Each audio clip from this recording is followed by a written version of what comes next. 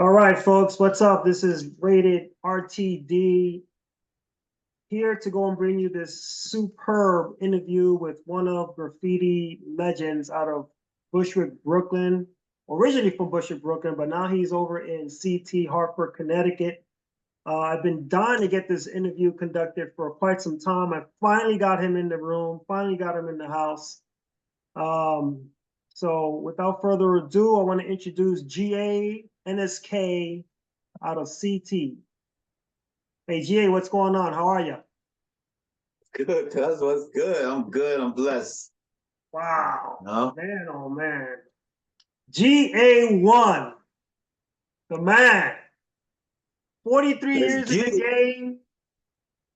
My goodness, you're Yeah, putting in a lot of work, a lot of work. And for all you yeah. graph That's it. heads out there, I know that you commonly see me on other types of forums, whatnot, but I wanted to go and get this interview in because there aren't too many people out there that put in the time like this graffiti artist GA has done.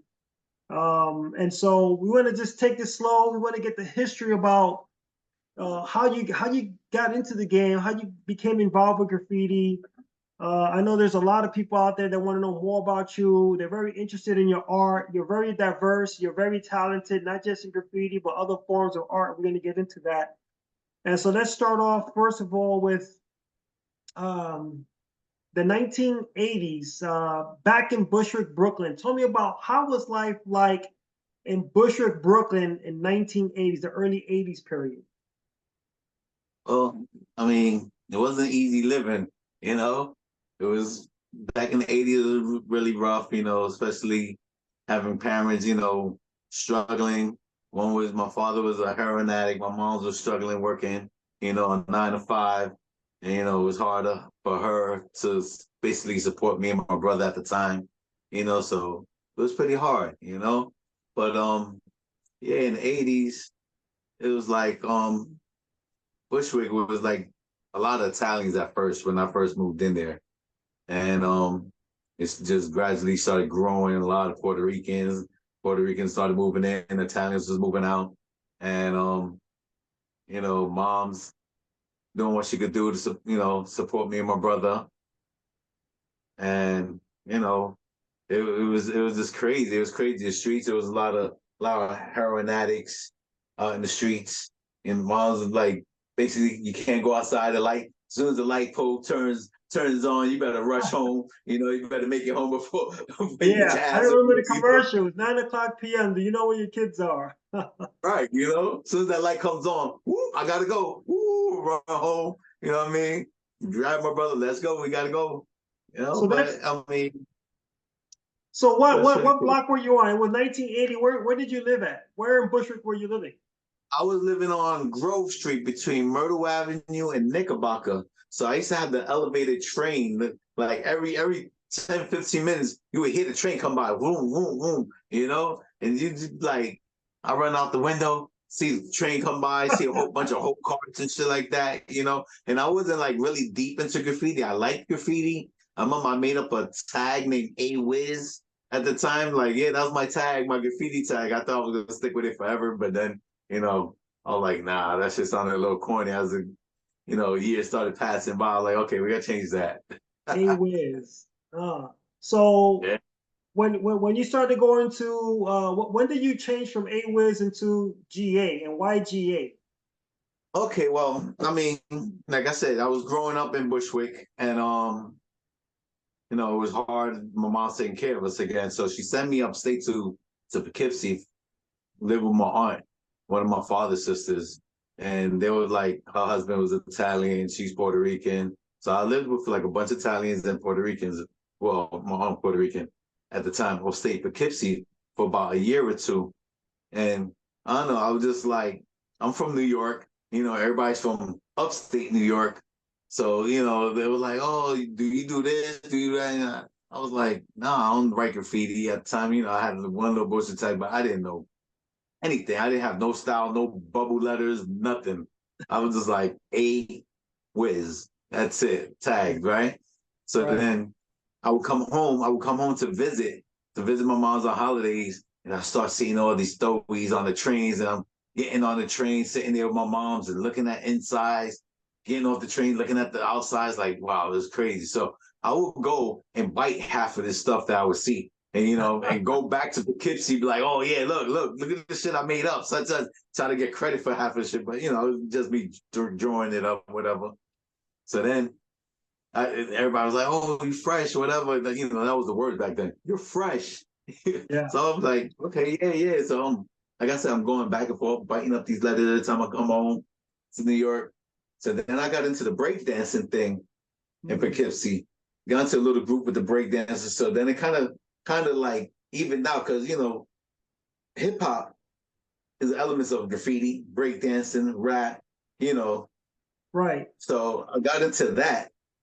And I finally came home for good. And I got linked up with you. Me and you was breakdancing at one point. I remember that.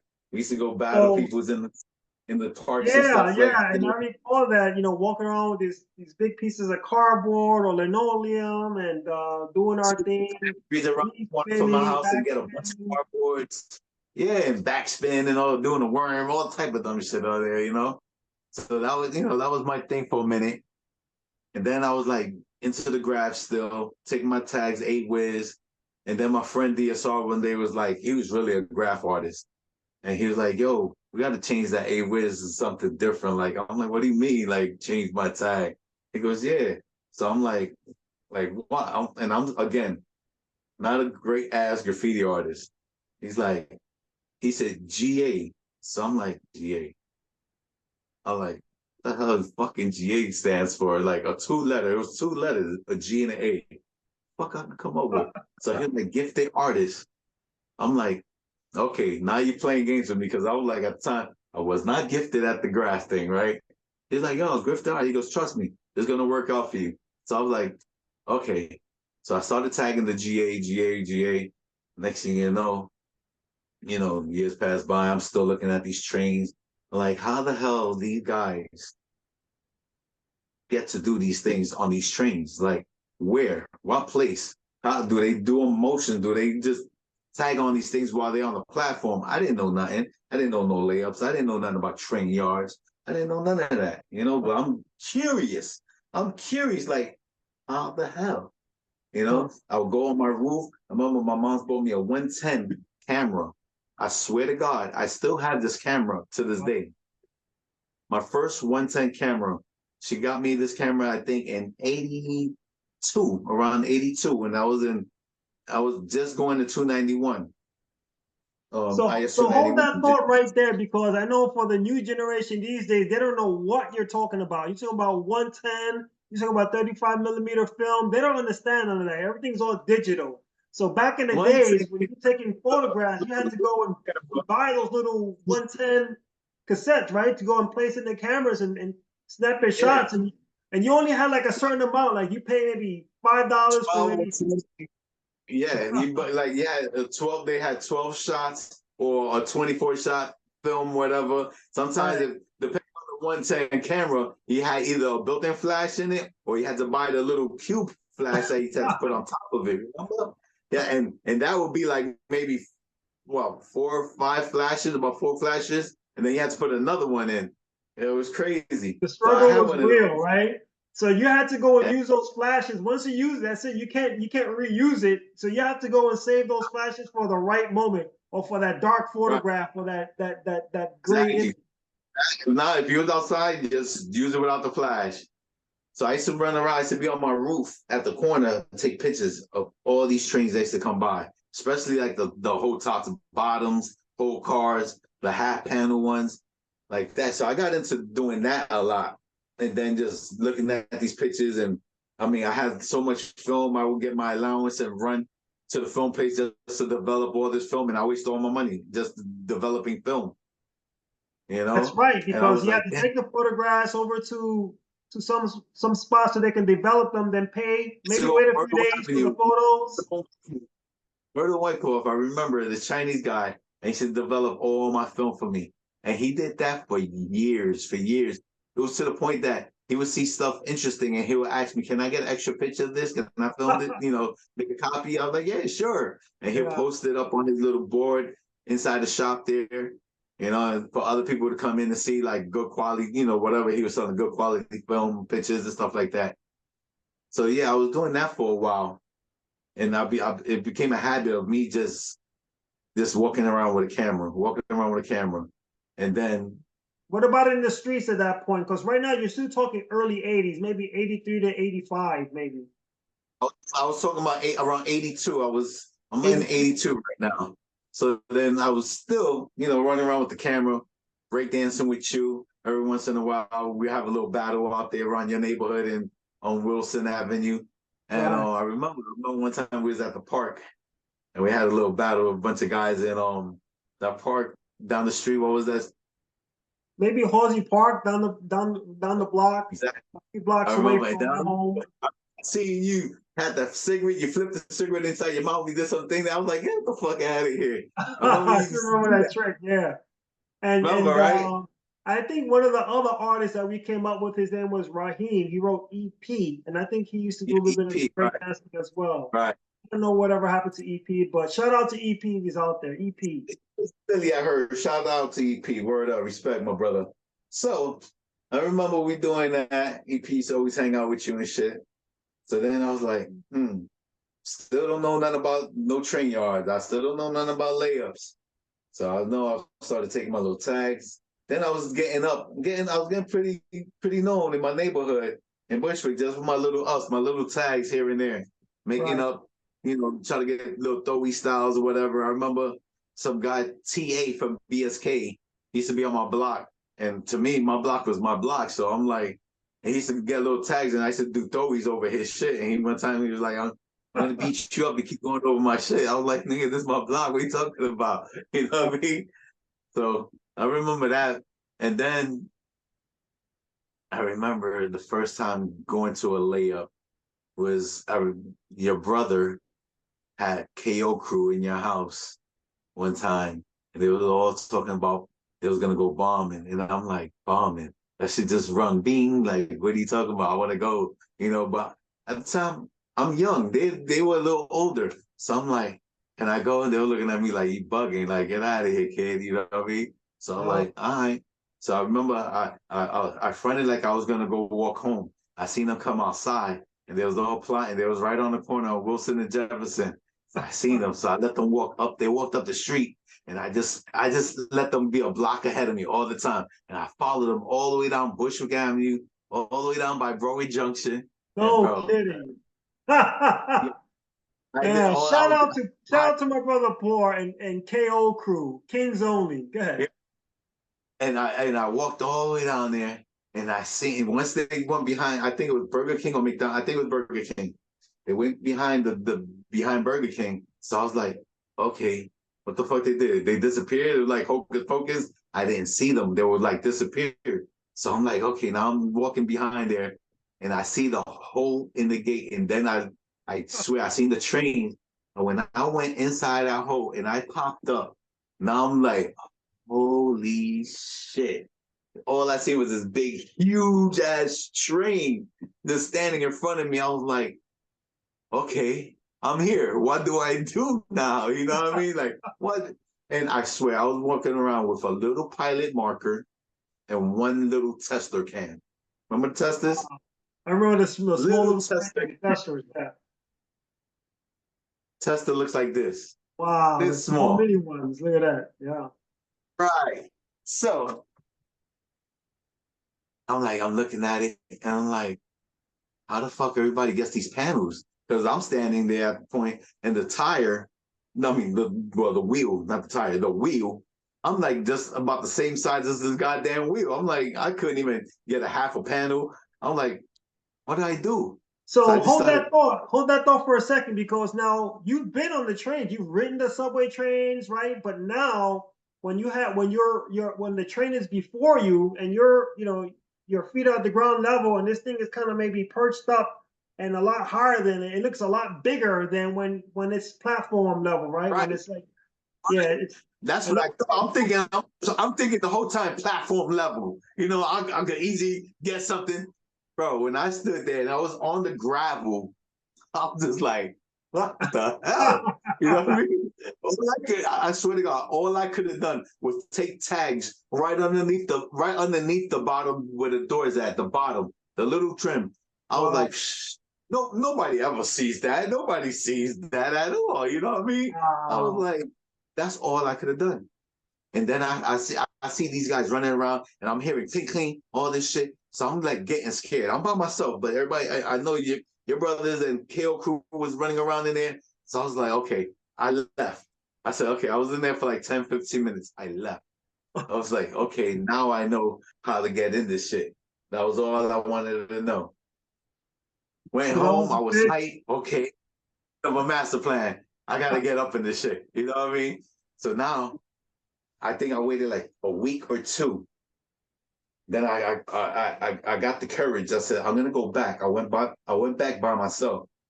Next thing you know, I get there and again I'm hearing all these train track noise, the plane going clean, clean, and all and going and Right. now I'm getting paranoid again. Now I'm like, oh shit, I'm hearing things, so I climb up in the train. I find the door open. And I'm like, oh, the door is open. So I remember I started taking my first inside tags. Oh. And that I hit that inside.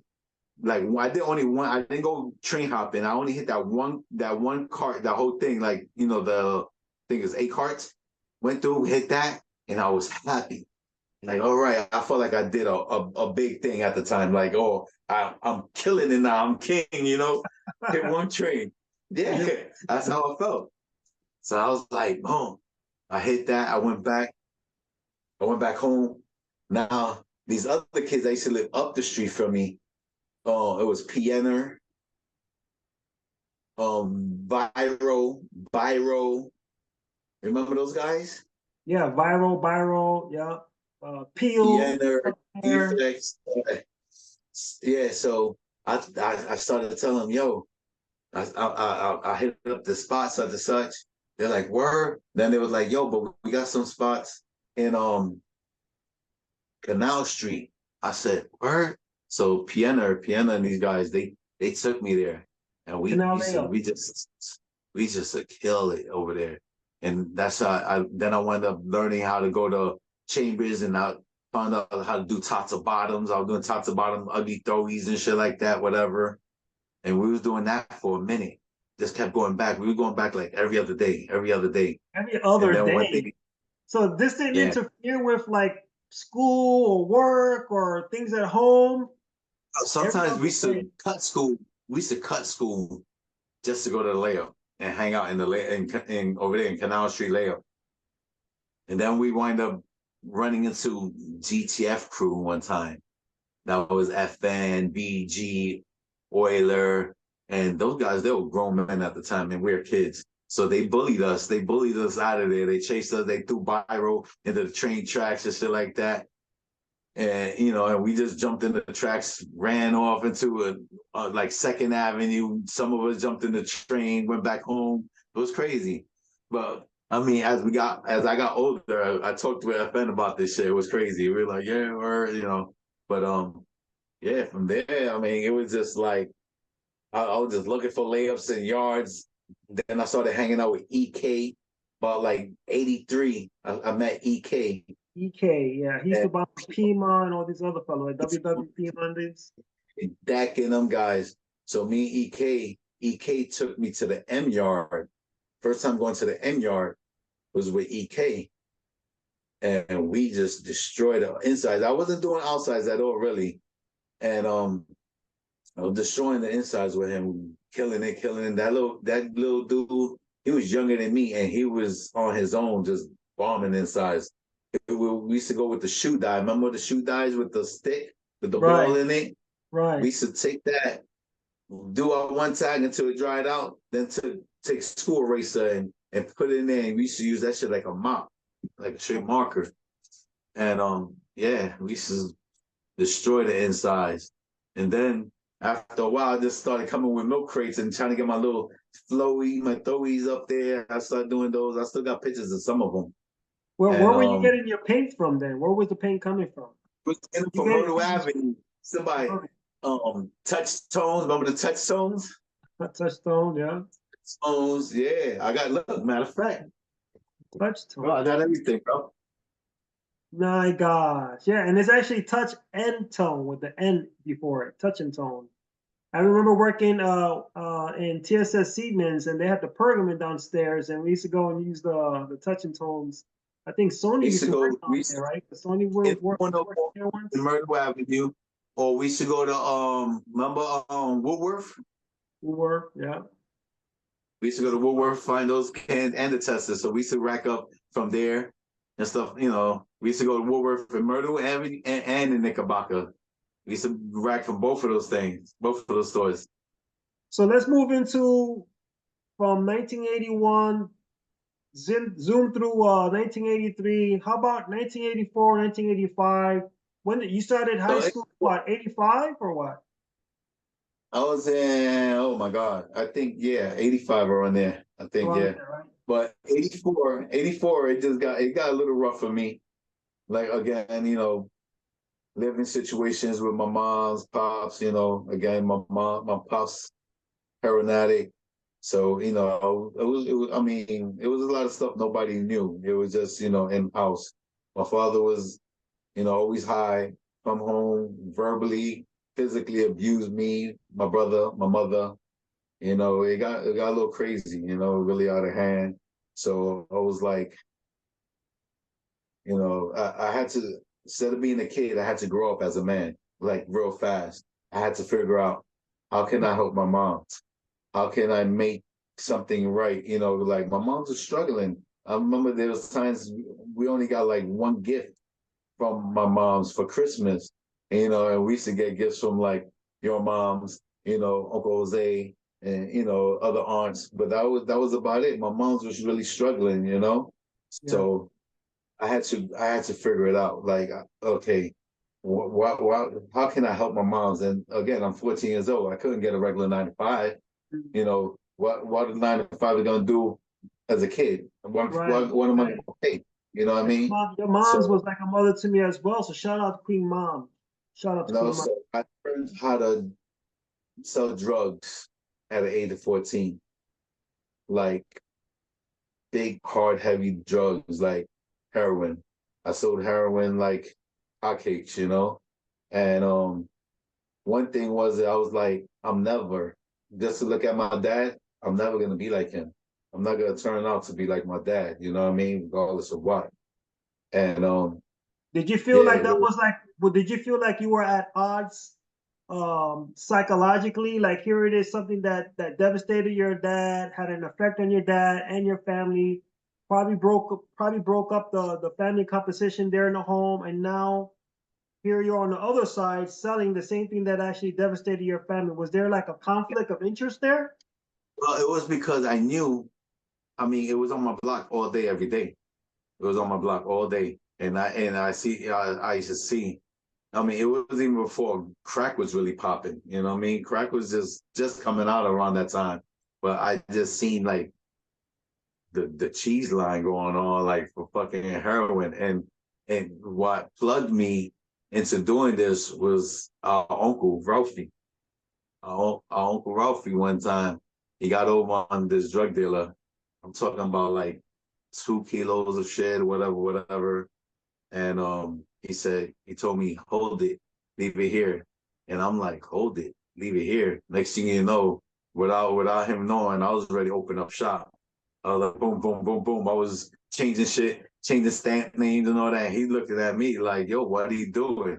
I'm like, bro, you had this here too long. And when he came to me with the beat, I gave him money. Here, Theo. You know what I mean? He's looking at me like, you giving me money? I'm like, yo, this is what I made, you know? And I was feeding him. And at the time, Uncle, he was on crack. So he was a little messed up. So every time I would give him money throughout his own product, he would go turn around and buy crack. And he was like, you know, instead of cleaning himself up, he would just throw it down. And I remember him getting locked up like 2 weeks, 2 weeks after he did this. And he was locked up for about, I think, 5 years or something like that. And I just held it down. I just kept creating this money, helping my mom. I used to take stacks of money and put it in my mother's underwear drawer. And she used to always think, for whatever freaking reason, she used to think it was my father giving her the money. Like, he'll give her a hard time, but here's some money, but never gave it to her hand. So it was me the whole time for about, I want to say 2 years it happened. So one day she caught me doing it, and she thought I was stealing the money. Wow. She But you thought I were was putting it actually there. stealing. I was putting it in, and I closed the drawer, so she thought I was actually trying to steal the money. And Mm. I had to, like, I told her, Mom, this is me giving you the money. I said, I've been giving you this money for about a year or two, something like that. And she looked at me and she broke down crying. Like, damn. And I said, I'm tired. I was telling her, I'm tired of seeing you suffering, trying to see you struggling, this and that. You can't feed me and my brother. You know, it was times that we had rice and eggs for fucking dinner and rice and spam. You know what it is, cuz, you know? So I was just tired of that shit, you know, like, Mom, we gotta eat, you know, this and that. I used to hear my mom sometimes, I swear to God, talking about, I gotta go outside and make some money. I was like, what are you doing? Like, what are you talking about? Like, she'll go outside and sometimes beg, you know, or ask somebody, oh, let me some money or whatever it was. And I was like, you know, this gotta stop, you know, and that's what I had to do to help my moms, you know, I had to grow. But playing video games, I wasn't into video games. I had to go out there and hustle, make this money. You know what I mean? What was your younger brother? Because you said you have, your younger brother, what was going on in his mind? Because he was what, maybe a year or two younger than you? Rad, Rad's 5 years younger than me. So Rad, he didn't care. As long as he got $1 every goddamn week, you know, if he can run around, play video games or buy some penny candies or whatever, he was good with that. You know what I mean? But me, I was just like, I opened my eyes quick. Like, you know, something's got to give. Something's got to give. You know, Rad didn't care about anything. He didn't care about clothes, nothing. He just, as long as he had $1, his little wrestling toys, he was good. He was good with that, you I know? remember he used to always collect the WWF characters in his ring, and him and his pals be playing, Like, stuff that toys. a lot of my family don't know about this, but you know, it's always been in my head, you know, forever, and you Wow, know, and this is really, I'm glad messing with all the drugs. I never at once got addicted to anything. Put it this way, I never even tried any of this shit. You know what I mean? Nothing. I used to get it on the table, whatever, buy it, flip it, whatever, and never sample it. Never had a urge to be like, oh, let me try one time or whatever. Nothing. I never did. Never. wow, that's pretty rough, and it's kind of alarming to hear this, because some of these stories, Yeah. I've heard, and with I cousins, was and that's 14 years old, dealing with fucking grown ass men, drug dealers, all day, all the time. And I wasn't even really working for people. I was buying material. Boy, and they looking at me like, shorty, this and that, bro. To the point that I knew exactly what I was doing, how much I had to spend, how much I was getting, I had to get back. I knew it all. 14, you know what I mean? And I had two younger dudes with me, JC and Wally. Them niggas always had my back. Dominicans used to try to roll up in my block and try to think they were gonna take over because it was three little motherfuckers on the block. Bro, we was giving it to them. You know what I mean? Three dudes, we was giving it to them. Get out of here. This is our block. You know what I mean? JC. Word. Shout out to JC. I hope he's doing okay, and DSR as Yeah. well, also known as designer. So let's go forward now. I mean, that's a really trying situation. Bushwick was really going through a lot. Crack cocaine epidemic started sprouting up in the 80s. That was during the Reagan administration. The whole Contra Iran thing was going on. Drugs were being peddled into our streets, mostly inner city neighborhoods during that period. Devastated places like Bushwick, where we were from, devastated even Washington, D.C., just about 45 minutes from where I'm at. And so it was just a pivotal moment in history, and even throughout hip hop in general, a lot of things were going on in the music industry as well during that period, and the DJing and the beatboxing and that all that sort of things were coming about with hip hop. So now, tell me about entering in high school between the periods of 1985 and 1989. So yeah, When 85. did NSK first start off? Matter of fact, when did NSK start out? NSK, I started NSK. Well, I was first down. I remember making a crew WWC. Remember that Of WWC? course. Yeah, that was the one that was handed I, to me. Probably right. I the made that only crew crew. that I've ever been the president of. And I passed it on to you after a while because I was down with PN and these guys. It was KOR crew, Kings of Rock or whatever. I was pushing that a lot, and and I was like, but a lot of times after that, I started finding myself bombing by myself. Like I couldn't wait for people. Like if I wanted a bomb, I wanted a bomb. You know what I mean? I used to go, yo, you ready to go? Oh, not today. Oh, you want to go? Oh, we'll go later on. And I'm like, I want to go now. Like, so I was like, let me make up my own crew. NSK. So it was Nonstop Kings. I remember that was the first time or Nasty Street Kings, That's and the name for it, huh? I that was like because I remember BSK. It was BSK, and then it was NOC in the hood and WR crew. So I was like, okay, I got to make something like Bushwickish. You know what I mean? Because that's where I'm from right now, such. So I made up Nasty Street Kings, and that was 1984 to be exact, 1984, and I just started rocking with that and hitting the insides, and now I'm doing little throwies outside with that, and I was just, for a minute I was by myself, Then now going back into Bushwick, I remember I got accepted to art and design high school when I left 291. But in 291, I was a problem child. I was like, remember, I had problems at home. I felt like I wasn't like, I was getting no attention. So I would go to school every day and just wall out. I'll be like some retarded MO kid in 291, and I would get suspended like every other week. I remember getting suspended like every other week. My mother and father had to come to school, bring me back to school on a Friday, go back to school Monday, get suspended again on a Monday. It was crazy. So, I mean, when I got accepted for art and design, I remember going to art and design the very first day to school, and they told me you can't. They were gonna transfer me. I'm like, transfer me. They were like, yeah, you gotta go back to your zone school, and I'm like, what's wrong? Why do I have to go to my zone school?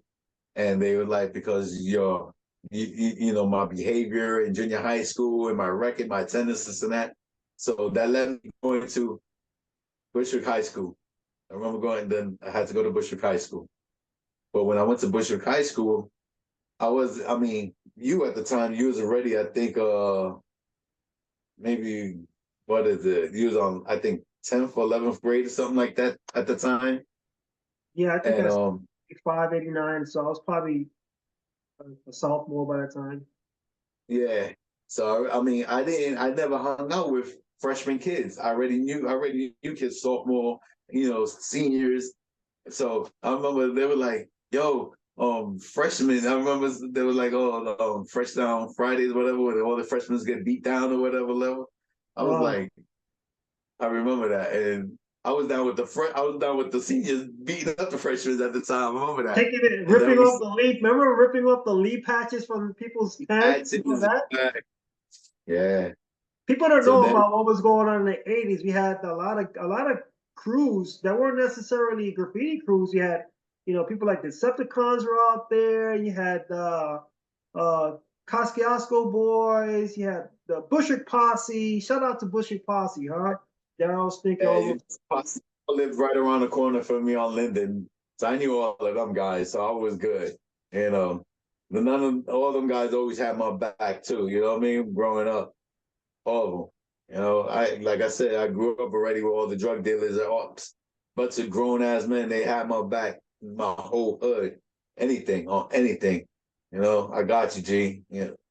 I was running to school. I was already running around. I was stealing cars. Late at night, selling drugs in the daytime, going to school, selling drugs in school, skipping school. I was doing all that shit. It was crazy. It was wild for me. I remember we linked up with SMD crew in Bushwick High School was Joker, Lona, fucking Crib, Rock 55. We started chilling with them guys, me and you, Yeah. remember? Let me And I change mean, we the saw camera angle right here. I'm gonna just show a quick photo of this yeah. thing they had as well. Um, Here you go, next one. Shout And out then to that's Crib, SMD crew, all yeah, those man. fellas. Rest in peace, Joker, man. Puppet brother Joker, rest in peace, my brother. We love you. Always Yeah, gonna rep you, my man. Always. So, and then after that, we started linking up with Audi, Niker, and U5 wasn't created yet. We was just chilling, talking about Graph, linking up at your crib, you know, talking about all this, and you was pretty much hanging out with them guys pretty tough, and I would just come through, you know. but Then before then, don't forget, the early stages, we used to go out putting stickers in the neighborhoods. Remember, we used to walk around with stickers and yeah, comparison. some of our family used to work in the sticker factory at Applebaum, I believe that's what it was called, in Yeah, Queens Boulevard, right? And yeah, we Long used to Island get, Center. We had boxes and boxes of stickers. we used to get And I boxes of remember when stickers. you came with a giant sticker, it was like it had to have been like yay big, like it was really a poster. It was as big as this canvas behind me. And it was Right. so big you couldn't even use a marker. You used a spray can and you was spraying your name on it on a sticker. And when you put that big sticker up, I said, "Oh my God!" Because like we were out there, we were peeling other people's stickers off as well. I still have a collection with like some old school graph writers from back in the days, and but I don't think anyone has started that gigantic sticker thing like you did with big. I think it's some of the local graffiti writers in the hood, like some BSK dudes, something like that. Some of the regular Toys Piano and all these guys up the block. So I remember I used to sell like a sheet of stickers for like 25 cents, you know? And so I used to buy like a few dollars. I remember talking to RT and AR recently, and I was like, yeah, mama, I used to sell your stickers back, and they were like, damn word, that yeah. Yeah, BSK. So when we grew up in the Bushwick, we had the BSK crew, right? We also had, I There's think, PTA was WA, out we had there, TP, WR crew, right? Riders Revenge, or We Rock. yeah, Who else did we yeah, see? I think one of the most notable ones we saw was Heat, PK. he NOC crew, yeah. Um, oh man, there was a bunch of. I mean, it was not that much crews because everybody was like linked up to whatever crew it was, but those were like the main crews that was Yeah, out in Bushwick at the time. TPA, PG, and when he rest in peace, PG, my boy. You know, right. yeah. And on So Jefferson, I think, well, us continue on this. So you're in high school. I mean, you're involved in all kind of things. You know the dealers out there. You pretty much know a lot of the artists, the graffiti artists. You're not too serious about school, but um, what happens next? You got NSK. Then all of a sudden, 1987 hits, right? Tell me how you, as a co-founder of U5, what was that all about? What prompted you to even want to be a part of that? well, we was all together anyway. We used to all hang out at that, about that point with you and your crib and Audi and Sony and all these guys. And yeah, I remember we all sat. There was a few of us. I can't remember who it was, but we all sat. We was trying to figure out make a crew. And I remember Famer, Audi. Audi, me, you, Devise was there. Yeah, I Uh, remember the voice. Remember that dude Rob, your boy Rob, used to wear with trench coat with the suits all the time, walking around with a briefcase. That was his yeah, name, Rob Rob, right? U5. Rob U5. He used to do his name Rob with the backwards R. Right. So I remember we created the U5 and made 95, and then we are like, oh, let's have 5 presidents. It was something different that I don't think it was ever. I don't think any crew ever did have 5 different presidents So and 5 different the chapters. way, Yeah. yeah, so the way it turned out was he had 5 crews with 5 distinct preses. Right. We kind of basically forfeited our crews to say, okay, I'm no longer going to rock WWC You're no longer going to rock NSK. All that stuff is done, done, done. And we Right. combined, we merged all the 5 crews together. I think MOM, Masters of Madness, was one that Audi had. WWC, RSV, which is Risky Subway Vandals with Famer, Right. NSK. So we had the 5 crews merged and became United 5, U5. So all the other crews were out of the window. Title with that too, like Hellraiser. Remember, I had no joke and whatever. So, Right. So now all of a sudden, there's no more NSK. Now it's GAU5, president of Chapter 4, No Joke Squad. No, so now you were still a pres, but you were a pres of a chapter of a crew, which was one crew, U5, and I think a lot of people kind of gravitated to that. Said, what the heck is this? You know, a crew with 5 preses, and here you are, the president of one. And then from that point on, tell me a little bit about what happened with that period, because at some point there was a falling out with U5 because it involved some members from other chapters, my chapters, your chapter, and other chapters. And well, I'll let you speak on that. Yeah. So I mean, at this point, once U5 was created, I'm gonna tell you, we was everybody. We was out there. U5 was popping. Everybody was like on the bandwagon. U5, U5. Everybody seeing U5 everywhere. Remember, we had different presence from all different places. Everybody was here, located here, over here, there. So we was all over in every goddamn borough that time. Everybody heard of U5, regardless of what writer it was U5. So everybody was on the bandwagon for a minute. We started putting people down. And, and like you said, we had our own chapter. So, I mean, I put a bunch of people down with me. You had a bunch of people that was down with you. So now it became like, okay, No Joke Squad, NSU5, Hellraiser, Hellbound, boom. But everybody had their own members. Right. And it was to the point that everybody was hating, a little bit hating on beef here. Oh, I got beef with that dude, but he's down with U5 for that chapter. And I'm down with U5, I got beef with that dude this chapter. And we was like, bro, and it just started getting crazy. Like, I'm getting up. My team is getting up. Your team is getting up. Audi's team's getting up, and it was like, okay, that's good. But now it started sucking when you see another U5 going over another U5. Right. It's like, what the fuck?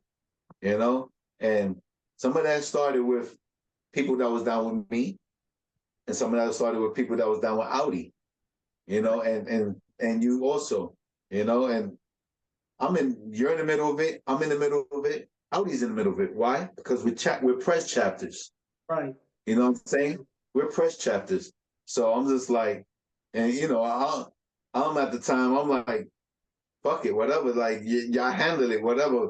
And we was there when people were fighting, fist fighting, whatever, and it just got out of hand. I think it just really got out of hand to the point, like, it was like it wasn't. We couldn't make it work. We couldn't make it work. Like, my people in my crew couldn't deal with your people in your crew or whatever.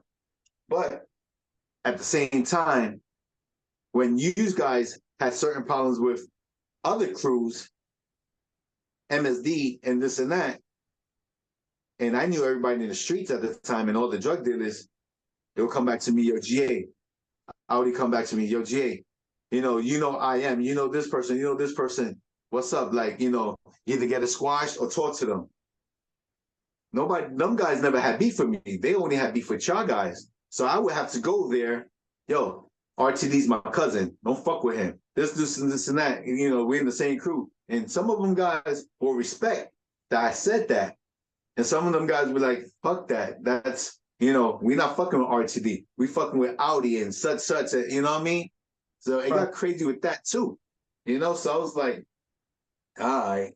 Like, and I would go back to you guys. I'm like, yo, or Audi, these guys, they don't want beef with you. And I told you that. I remember me telling you that way back in the days. But I can't control everybody. You know what I mean? I'm still young. We're all young at that time. We were still in our teens. You know what I mean? It wasn't even 20 yet. You know what I mean? So we're all knuckleheads. I'm like, oh, whatever, whatever. You know, and then Audi, I remember Audi thinking I was, you know, he thought I was going against him. I was never going to go against none of y'all guys. And y'all had a little grudge about me because of that. Because not that I just knew everybody. I just knew a lot of fucking people. And you know what I mean? It Either kind of felt that way, even with you. I remember walking past you in the hallways of Bushwick High School, and we weren't talking. We weren't at each other's throats, by the way. Of course, we're still family, no matter what. But it was still, yeah, it didn't, it was still kind of like he was, I'm coming. gonna buy you, you will buy me. We didn't really have anything to say, and we just try to find a way forward. And there Right. were people that were involved with that. It was Tell folks you, like truthfully, DY, I remember Joker. y'all see in your book, y'all wrote, I read I the got it book here and as y'all said, well, and it's outlined within the book U5, the truth behind the lies. And as a matter right, of fact, just to let the folks that are listening to this and watching this know that this interview that's being conducted, actually the premise for my second book, which I'm in the midst of writing right now, I wanted to go and get this interview conducted, so that was going to appear in my second book, which is going to be called U5, My Soul to Keep. But it was a little bit of a tense period there. What I liked at the end though was that happened around throughout in 1988. You had the infighting in U5, and United Five, U5, it stood for United Five, and people were really shocked to see like U5 fighting amongst themselves because that's we stood for United Five. right, right. But So as time I passed by, remember, in 1989, I believe, we lost two of our members, Sony and Slick. But by that time, I believe that you had regained your chapter 4 back. And oh that no, was it was after that. It was it was after that. after. Okay, It so was then it after was that. after their deaths, and Yeah, so tell me it was about after that that. period right there between 1988, when Well, when that issue happened with DY and well, IR and Dan yeah, Niker. they fought. I think Audi and I think Sony. I think it was who was the. I I think can't DY remember had who. it out with Audi, and Niker was fighting with IR, and then Zan fought with IR. There was a few fights there and things like that. But after it was all said Right, and done, what happened afterwards? How you went back and basically continued with NSK, even though U5 right. was still going on, which was composed partially with It was. I mean, NSK. It was kind of a I weird felt like thing that. because you got to understand NSK was a part of U5, but all of a sudden now you are operating NSK, but U5 Right. still exists. So that was kind of a weird So, situation. so when that all that went down, when all of that went down, Audi, fucking DY, Zan, and IR, and all of that, I was like, I felt like I was disrespected. Like, you know what I mean? Like, yo, why would you want to fight my peoples in this crew, or whatever? My chapter actually, and I felt like y'all guys felt the same way. Like, yo, what the fuck? So I was like, you know what? Let me fall back from this U5 shit. You know what I mean? And just continue my NSK as I had back in the days. So I mean, then a lot of shit went down. I remember me getting locked up for a attempt murder case. I was doing a Rikers Island bid, trying to fight this case. I was still locked up, not knowing what was going on, in the street, whatever. I come home. I come home. I remember you greeted me. You came to me, cuz such such. We talked it out. And then I remember a few days later after that, me and Audi talked it out. And I guess you want to say y'all put me back down on the crew, but when I read this book, I felt like it was one point I was like, they said you guys barred me from the crew. Not one person, not you, not Audi, nobody came to me and said you're barred. You're down from U5. Not one person. Keep it 100. Keep it 100. I was like, when I read that, I was like, nobody ever barred me. Nobody ever told me I was docked from the crew. But I remember me linking back up with you when I came home, and we talked about it, and we squashed the whole beef and all of that. And we continued on from there. That's what I remember. But I don't remember somebody ever telling me you was barred from the crew. Yeah, I know that the conversation was had, after that, the altercation and the fighting, with the members. So, after that occurred, it was like, what are we gonna do? We're gonna hang on to you and have you and your chapter at odds with us, with chapter 3 members, chapter 1 members, or whatnot. And Right. so yeah, I mean that portion, it's a part of the history, it's a part of the history, what happened, whatnot. I know that when you came back into the fold, we had, I think we were short like two or three presidents were already out of the picture. Like Faber, he no longer had chapter 5. I think Pause came in Right. and was holding that seat for a little bit, and then someone was holding chapter 4 for a bit, and then I don't know what happened, but I know at some point we were Art came in. short presidents, I and then remember I Art think came in after that. Art Mark became a came in. member of this. Yeah, it was, and then we just moved on from there. Remember, we used to go to Ark's house, have parties in Ark's house and shit like that. We all, we was back into the group. Yeah, Excuse I me, think into the group. the final member that was filled was chapter 5, which is held by Truth. And he originated with Tesk chapter 5, the final chapter, Right, um, right, for Famer, because Famer had it first, and then Tesk, and then Troop. right. So tell me about. I want to get into some of these things, and I don't want to overlook them, but at some point you started getting involved with things other than graffiti, like music, and particularly promoting artists. I don't know how you got involved. I know that back in the days we did a little bit of rapping ourselves, you and I, and there was a guy My named Rob father, that we used to guy named Rob that yeah, used to my father manage us or looked something. at me a fucking addict. He was a DJ. He used to play fucking and he used to DJ in Prospect Park. You remember that? And then he DJ'd in roller skating rink over there on Murder on Broadway. What was his name? So I know Skate City. Skate City was No, what was in his Murder on name? Was Broadway. it Rob? No, my father, Ruben, Or my your father. dad? Okay. Remember, he's the DJ. And when I started DJing, I had all his hand-me-down records. I had all his vinyls, so I already had crates and crates of shit. So Right. when I started the drug dealing thing and I was making money, I was able to buy my own DJ equipment, the turntables and speakers and shit like that. And I remember me and you, we started rapping when we was young.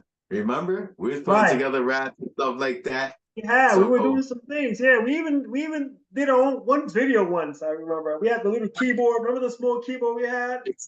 exactly. So I mean, it started with me and you again. Me and you. It started. We was doing, we was doing little raps here and there, and then we met this dude named Rob. Remember Rob? He used to live up the Right. street. He used to work for. He used to work for a record label. The Fever. He used to work for the Fever Records, Yeah. and yeah, we linked up with him. We did a couple of things with him and shit like that. But then I remember him. I found out he was like a real heroin addict also on the low. So I was like, I didn't want to be close to him too much. I was like, oh, I'm not messing with this dude. So I just quickly left him alone. But I still was DJing and stuff like that. And yeah, I remember going to school with Buckshot Shorty in Bushwick. I remember going to school with Evil D back then. I Shout out remember to I Lee. knew Tony Touch. Tony Touch used to DJ our block parties back in the days. So as I was making this money, drug dealing and stuff like that, and stealing cars, I always had money. I used to hire like Tony Touch to throw block parties and stuff like that. And then I started linking up with Puppet. Me and Puppet was promoting clubs and shit, not clubs, bars that had a little dance floor and stuff like that. So we'll make our own flyers. We'll get the money at the door. They get the money for the bar and stuff like that. So I was hiring Tony Touch to DJ, and Evil D. They used to be, they used to come together. They used to work at the same record store, the Music Hut on Knickerbocker. Remember that? Remember? I remember. Used to Gosh, work in bring Music back Hut a lot of together. memories. So we used to get them to DJ once in a while for us. And I mean, that happened. And then I remember one time I was promoting, and this was in Williamsburg, and Puppet, it was me, Puppet, bunch of us, bunch of NSK dudes, whatever. And they went to bust Puppet in the head with a razor, and I caught the dude. And it was from writers from Fuck Crew, LC and them guys. I remember this. And I caught one of the dudes, I rocked him. Next thing you know, the whole club was turned inside out, whatever, whatever. I fought a bunch of them guys outside. They tried to rush me, whatever. And I'm looking at some of my boys, some of the guys from Bushwick Posse, some guys from, my hood. I'm looking at them like, story. I wind up hanging out by myself. From that day on, I just started hanging out by myself. I was like, yo, if nobody's gonna look out for me, why hang out with anybody? You know what I mean? I can just protect myself. I don't gotta worry about nobody. I don't gotta babysit nobody. And I started just doing shit by myself. And next thing you know, I started just like still doing the music, collecting money, saving money. And then I remember my brother started rapping, and Popcorn and, young guys in my hood, I'm listening to them all the time. They would come rap to me and this and that. So I was like, you know what? Let me see if I could put a little independent label together and get these guys started, So I was putting all my time and money into music studios. I didn't know how to engineer. I knew how to DJ, but I didn't know how to play with a keyboard, mixing board. So I used to go in there and rent the studio with an engineer and get these beats made and get these guys popping, get them rapping, whatever. And I used to find gigs all over the city at the time, like all these main clubs that was popping back in the days. I had my artists performing in there, So Wow. throughout the whole time, I'm sitting behind this engineer for about a year and change. So one day I was just like, let me sit there.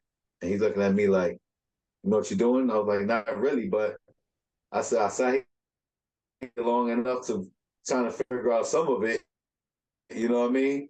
So I did my first mixing and engineering, and he stood behind me. And that's how I learned. I mean, I knew some stuff and lower and leveled this, and that's how I learned how to engineer. And next thing you know, I was doing my own productions, own beats, everything, tracks, mix downs, everything, you know. And I used to meet a lot of celebrities. I met like Guru in our studio. I met um like Lords of the Underground. I met KRS-One. I met Master Ace, um, Prodigy, Havoc. I mean, I worked with a lot of these people, from them in and out. Them dudes from EPMD, Dolls Effects. I met Dolls Effects, you That's know. right. So I mean, I wind up linking up, yeah, and next thing you know, I'm working on a Master Ace album while I'm doing the NSK album, because I'm passing them beats here, take this track, hope they like it. And they was rapping over it. I had a lot of hookups with the owner in the studio. I spent so much money in there. Them niggas, they had to plug me into shit. You know, Shout I out to your had to. brother I was Rad, as a matter of fact. I got one of his tracks here. I want to play just a little bit, a smidget of it. And he did some work for our shows for U5 as well. Shout out to Rad. he's still on it, man. He's still on it. Here's Rad. I ain't heard shit on the radio hotter than this. This one's for Sony. Get it pops for slick. What up, movie? And it's K's up in this bitch. Two chasing the dream since the rock with a twist. Getting white boy wasted and rocking like this. I'ma get it for it's gone. I'ma own this once I get a minute while I'm on. There's your brother Rad, and he's getting busy out there putting on tracks, and he's still putting on tracks now, and he's just Yeah, taking man. off, and he's still rapping, he's still doing his thing, and involved in graffiti as well. Right, right. He is, man. He's doing. God bless him, man. He's doing his thing. You know. He got a little family now, got a postman, but he still got his time to do a little track here and there once in a while. Send it to me. But yeah, man. What do you Still think got, about the way graph changed within that period from the 80s to the 90s? You had uh rap artists, changed not a lot, graffiti man. artists, but artists like Banksy and others that are out there doing their thing. What do you think about how graffiti changed and now you got artists, not graffiti artists per se? Well, throughout the years, all of it changed between hip hop and graffiti. Hip hop, I mean, it's not like it used to be back then. Before, it used to be like we had like a nice storyline to it. It was like good storyline. You could bop to it and whatever, a nice vibe. Now you listen to hip hop, some of it is good, but a lot of it is like gangster rap. Everybody's talking about, oh, I shot this guy, we got beef with this guy, and we gonna kill you tomorrow, and such and such. It's like, who the fuck wants to hear that? A lot of these young guys, they love that. You got kids even young as 9, 10 years old listening to that shit, and they don't even know what they actually listening to. They like, you like, do you know what you're actually saying? Not really, but they know the lyrics to this shit. And I was like, yo, so I try not to let my 9-year-old listen to half of that shit. You know what I mean? What's your relationship now with But the graffiti, the presence of U5? U5 was disbanded. We disbanded U5. It was a vote to stop letting our graffiti artists into the crew in the 90s. But now, do you have any relationship with any of the other presidents? okay, well, wait, let's finish with the graffiti 1 minute, and then I'll get into that. So the Okay. graffiti back in the days when me growing up, like I said, I seen whole carts, all this and that. So when I came out of jail back in like I think '89, I came out of jail. The trains was clean. There was no more graffiti on trains. It was done clean. Now, or only way you see graffiti if it's in your neighborhood wall or something like that, and hope to see a burner, in which was only a bunch of throwies and tags at the time. In Bushwick, we didn't get a lot. We had a couple of people that rock pieces, but it wasn't like people in the Bronx rocking pieces. You know what I mean? It was different. The Bronx had nothing but burners, pieces all over the place. You know, Bushwick had a bunch of graffiti taggers, throwies, and shit like that. So I used to have to travel to the Bronx to get to see real art shit and take pictures over there and trade pictures. I used to trade pictures on the writer's bench and stuff like that. I used to go over there and trade pictures, and I used to like always was deep into the hip hop and the graph. So now you got a bunch of people now. They doing artistic work, which is good. It's beautiful. They doing portraits, cute things, and whatever. And I don't call that shit graffiti. I call that art. That's art. It's not graffiti. Graffiti is Graffiti is from guys that come from like me and you. We're in the hood. We couldn't afford spray paint. We racked paint. We walked around with markers, shit like that, tagged here illegally on the walls. That's graffiti in my eyes. And the That's trains too. graffiti. A lot of these new generations, they never even hit a train, right? They never went to a yard or a But tunnel or a pay up or a train. they want to label these guys as graffiti artists. Bansky is not a graffiti artist. Bansky fucking makes a stencil or the cardboard, cuts it out, and go 1, 2, 3, and he's out of there. We sit there, risk our fucking life, looking around, doing the throwing, looking this way, make sure no cops is coming. You know what I mean? That's graffiti. That's the difference. But I respect them as artists. They're artists. They're perfectly good artists, regardless of what you do. But you're not a graffiti artist. Well, let's get to your magazine over here. I'm gonna put it back on here on the cam, and you started off this black and white magazine called Graph News back in the days, and you were selling this magazine out of a few shops in Brooklyn and whatnot, and all of a sudden now, from there you had other magazines and books that came out. I'll place a few before there. You got Gates of Graffiti, yeah, Crimes of Style. Joe Austin's taking the train. Graffiti Planet. Damn. Everyone knows about, you know, the famous Subway So what I R, right? yeah. Shot fun, and then he came out with the spray can R. So it goes on and on and on and on. But this is gold now. I mean, when people are looking for old school stuff, they're looking for like the original folks that created things like Right. Graph News, Fine Print Magazine, explicit scenes. Was it XLLG or something to that magazine Something that like that. Sasha and these guys used to put out? I mean, they're looking for that old school stuff. From the people that actually started, in the graph game back in the days, and some of the pioneers. Because we were kind of like in the maybe the third wave. Like the first wave, we had people like Lady Pink and Dondi, Futura, and um, Blade, all these Hogan. characters. And then after that, the next wave were like my bigger brother Poor, and Pizer and RELE, and they were at war with others. RTAR AP, I mean, YD, Yeah. PG, Even in your those neighborhood in Bushwick, right? Oro was one of them. DF, Dorf. Bushwick. Yep, Dorf, may you rest in peace, Dorf. Yeah. Yeah. But those are the So guys I looked up to. All them BSKWR crew guys, they was killing in my hood. I mean, I walk outside, that's all I see was those guys, you know what I mean?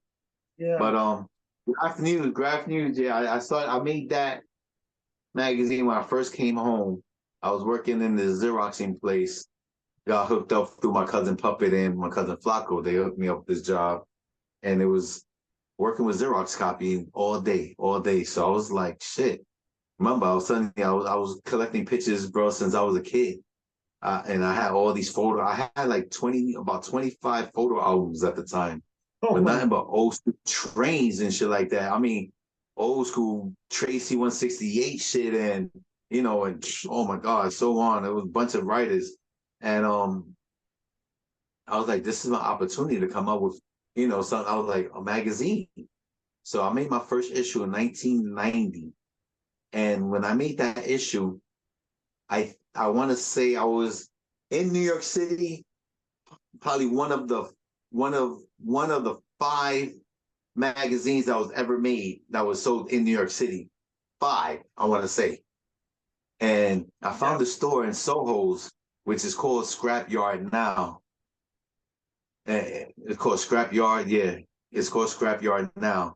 But I remember this store when it was like Down Under and a whole bunch of other different names. And it was a very small shop that sold graffiti magazines and books and stuff like that, and stickers and anything graph wise except spray paint. And my magazines started selling from there. That was the first spot that I published. I distributed my magazine there, and it was selling. It was like next year I was like, it was like extra cash for me. I was making these magazines at 100% profit. I didn't have to pay nobody. I was just and bringing them down there myself. And then I had a little spot in Bushwick selling these magazines, but not as much as the one in Manhattan that Soho's. And next thing you know, I was told, like, the owner was like, yeah, a bunch of graffiti writers from Japan came here and they just bought like 20 magazines to bring to sell over there. I was like, Wow. get out of here. So, and then you come back and tell me, yeah, I just sent some shit to Europe. So they selling over there. So now I got all these little spots. I mean, they was buying them directly off of him Right. and he was paying me. But my shit was everywhere. I was like, yo, this fucking dope, And then next thing you know, people from Miami, graffiti writers from Miami, yo, I got this magazine from out there, such and such, and now they sending me pictures. Everybody wants to be on the wave. Like I need to get my pictures in this magazine. So I started putting a PO box and my address or whatever it was, and everybody was sending me pictures. Put this in the You were magazine, getting, please. I And was that's helping you out with putting it together, like the formatting, that sort of thing. You were getting pictures from Puerto Rico, Switzerland. I remember when I got a letter from Switzerland with art. I'm like, GA, you're not gonna believe where this came from. Spain, Switzerland, Barcelona, Spain, places like that. I'm All like, you over. gotta be kidding me. Like they know about our magazine. I thought it was impressive. But in 1988, I think then people started really noticing you when you came out in that movie. Talk about that movie you appeared in. Yeah, I remember one time it was me, Ark, DY, the other people went to Grand Street layup and we bombed the C train, the C line, did all that. And the movie Coming to America comes out. I'm sitting there in the movie theater. I remember watching this shit.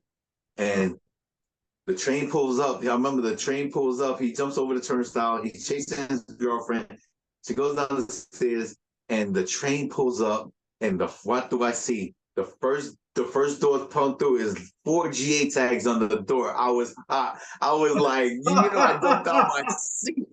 Yo, I felt like I was a celebrity. I felt like I was like Eddie Murphy at the moment. I jumped up, yo, that's me, that's my shit. People looking at me like, what the fuck? Shut the fuck up, sit down. And you had the panel there. You had the GA panel, come in as well. When I saw that, I was like, you gotta be kidding me.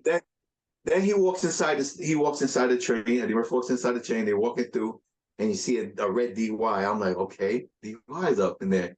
So now the girl, they talk, and then the old ladies that are sitting down, think it was a white lady and a black lady looking at them, and I got a GA tag right behind her. I fell out again. I was like, yo, it was crazy. That shit was epic. I remember that. I still got that shit. And I still tell people to this day, you didn't see that shit? Go see it. They like, word? I gotta go see that shit again. Like some people seen it, but so old, and at times they're like, okay. And now they go back, I seen it. I seen that video, the movie. It was cool. So we talked a lot, right? We talked a little bit about your origins from 1980, early 80s, all the way to 1990. Talk about your time with, the U5 and NSK, how it flourished, how you got into art, how you were dealing with the streets. Did some time, came out. And so you lost one of your members from NSK, Poopy. Tell me a little bit about Poopy.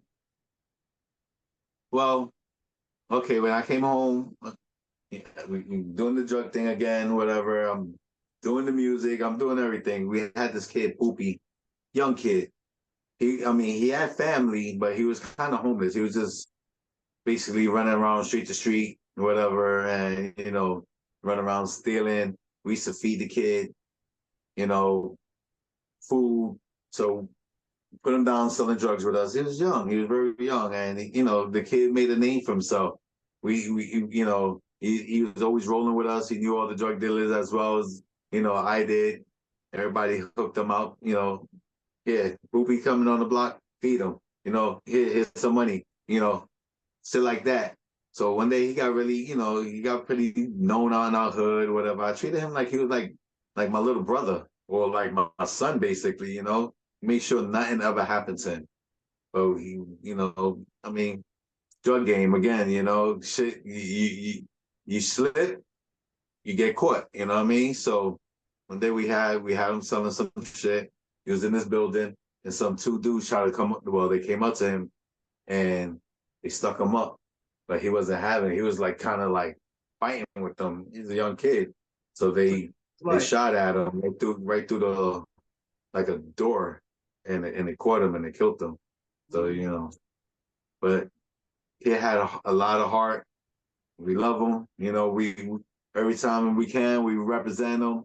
We pull out pictures for him every year when he passes away, mentioning him in songs.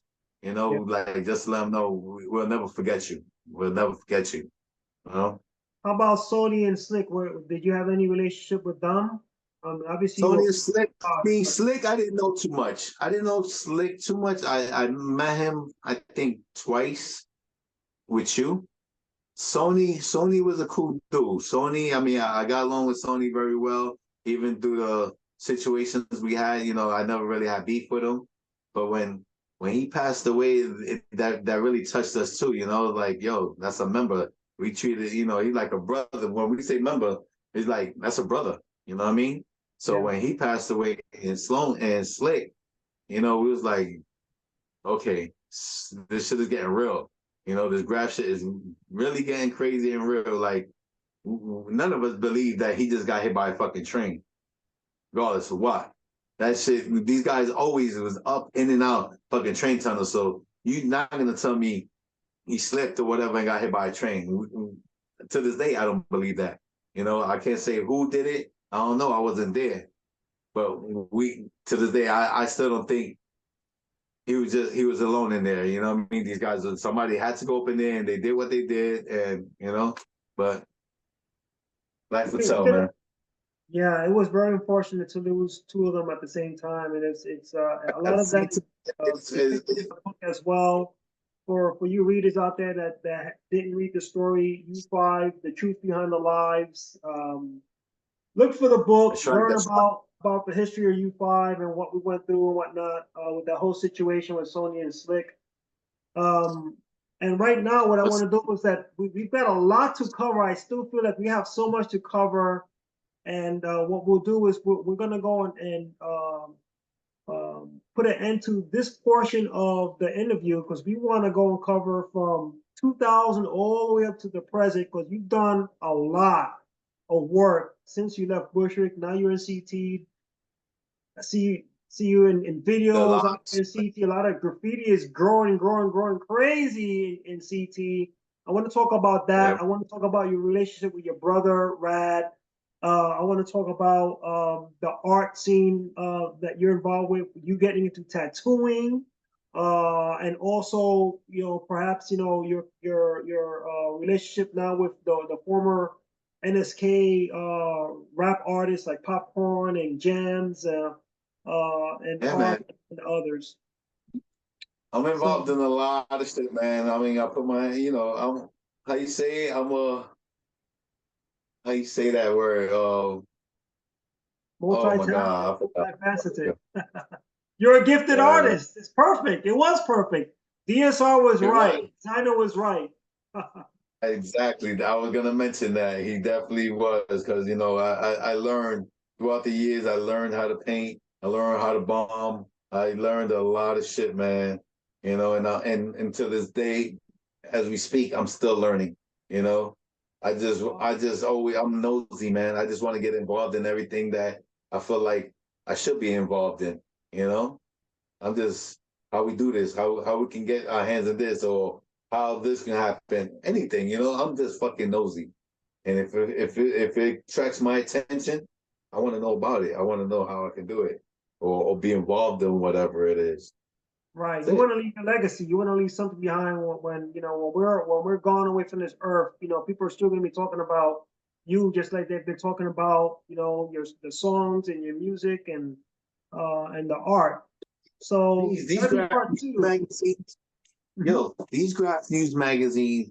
I ran into this guy on Instagram, and he was talking about some magazine shit, right? It started off talking about, he followed these magazines, such. He didn't know I had graph news, right? So then I tell him, I started making graph news, and he goes, oh shit. He goes, you was the fucking publisher of graph news. I'm like, yeah.